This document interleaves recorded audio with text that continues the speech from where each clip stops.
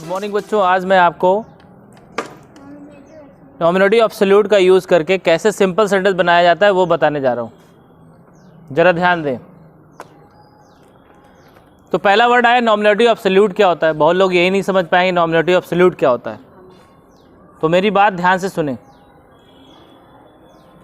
Nominative absolute का मतलब ये हुआ कि जैसे हम प्रेजेंट पार्टिसिपल और परफेक्ट पार्टिसिपल में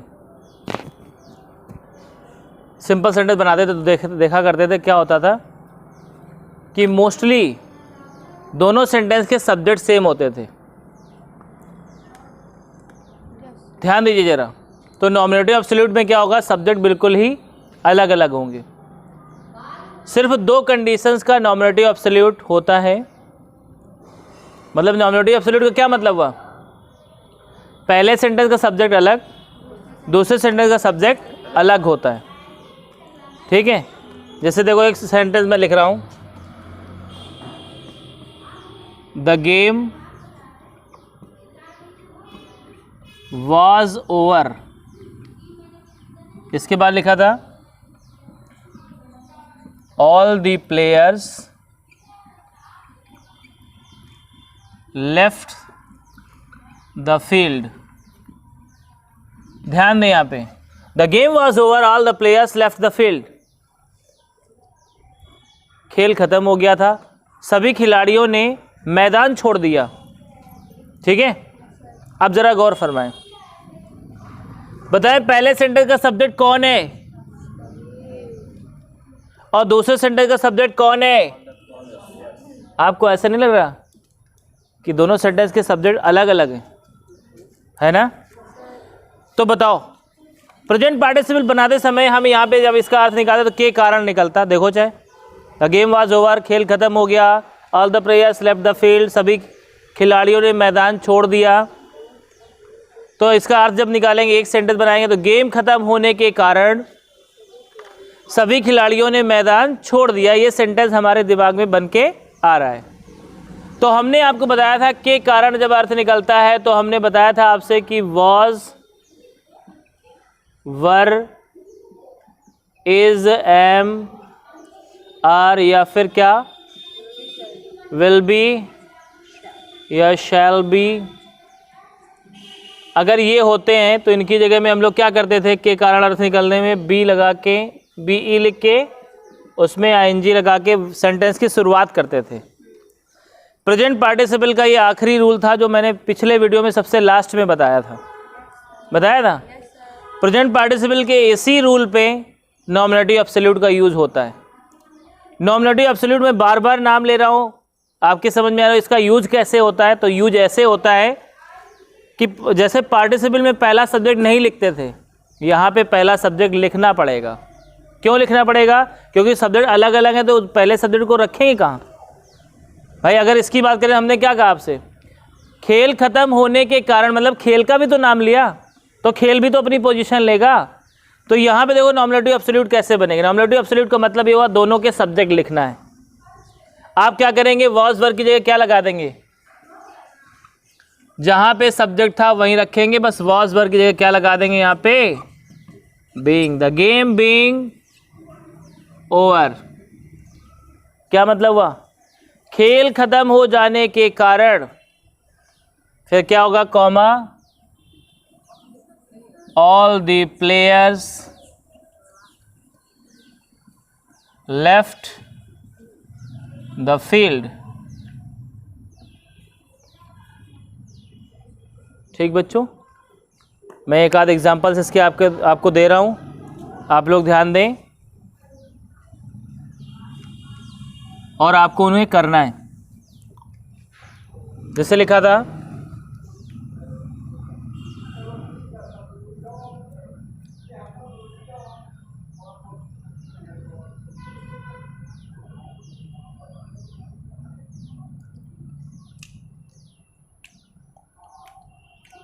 जैसे लिखा था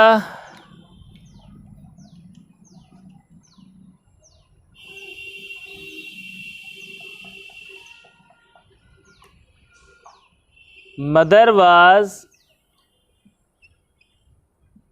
इल, मम्मी बीमार थी। We stay at home.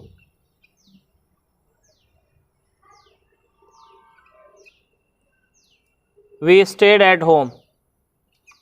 इधर देखो,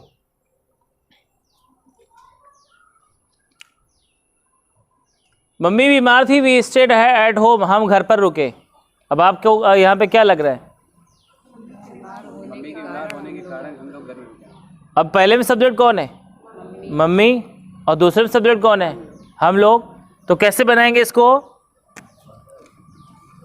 द लगाना चाहिए था, द मदर वाज इल। तो क्या बनेगा? The mother being ill, comma, we state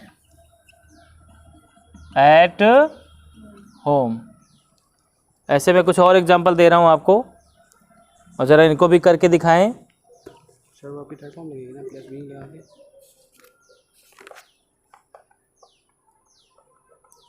जैसे लिखो, the weather was stormy, the plane got late.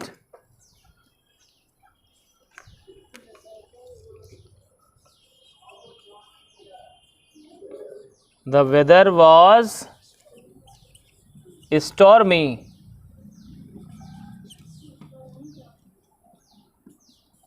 the plane got late।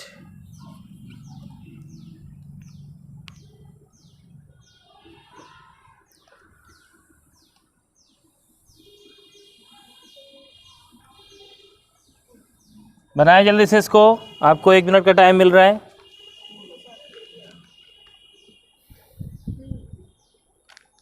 बताएं क्या बनाया? बिल्कुल सही है, द वेदर। अब यहाँ पे बीइंग, अर्थ जरूर पढ़ना। मौसम तूफानी था, the plane got late, plane late हो गया। इसका मतलब मौसम तूफानी होने के कारण प्लेन लेट हो गया। तो क्या बनेगा? The weather being stormy, comma, the plane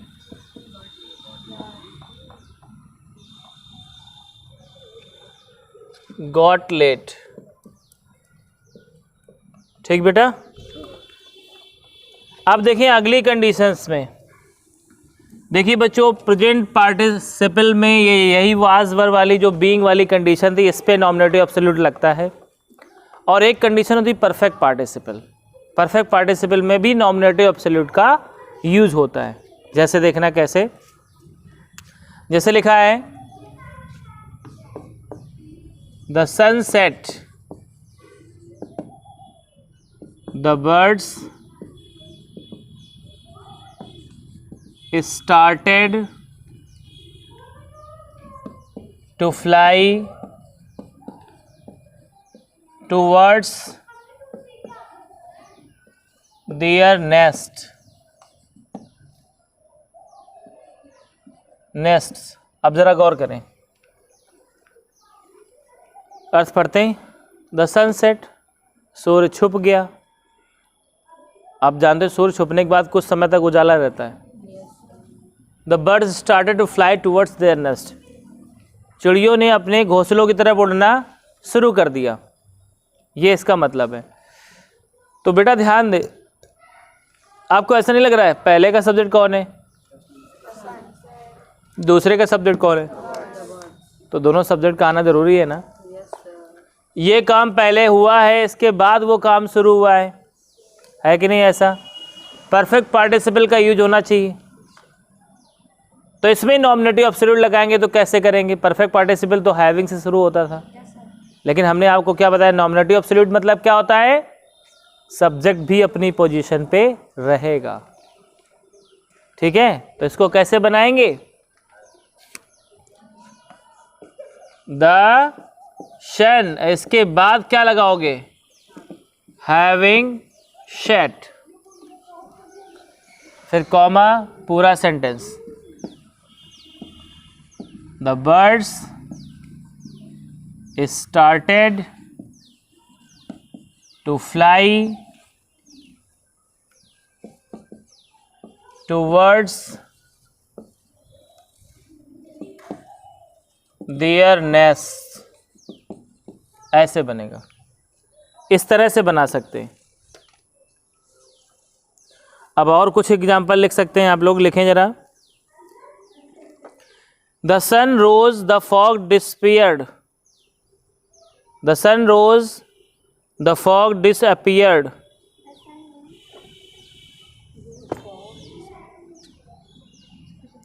The sun rose, the fog disappeared.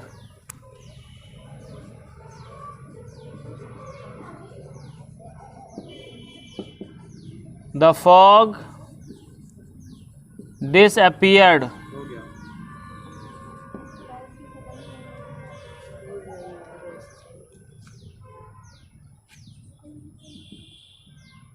ठीक है। राइज मतलब क्या होता है? उगना। रोज सेकंड फॉर्म है, सूरज उगा। द फॉग मतलब कोहरा। डिसअपीयर्ड गायब हो गया। सर्दियों में अक्सर होता है, सूरज जब उगता है तो कोहरा गायब हो जाता है। तो कैसे बनेगा भाई? दोनों का सब्जेक्ट अलग अलग है ना, कैसे बनाओगे इसको? रोज की थर्ड फॉर्म, हैविंग के बाद थर्ड फॉर्म लगती है। Rise, rose, risen. The sun having risen. The fog बनेगा? द फॉग डिसअपीयर्ड। ऐसे करके। ऐसे एक एग्जांपल और लिख लें। The teacher entered into the room.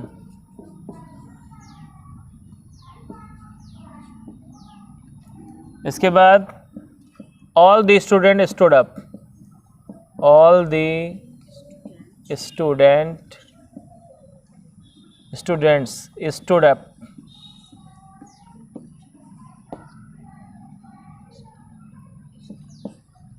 बताएं क्या बनेगा?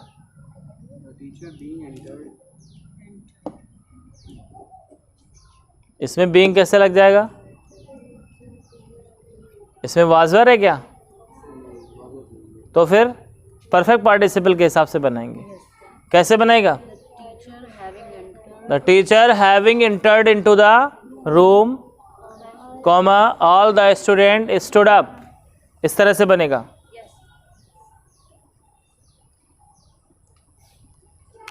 देख लें जरा।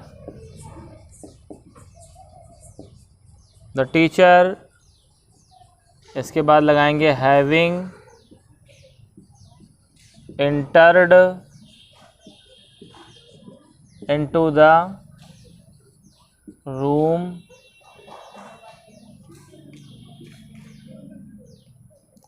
Comma all the students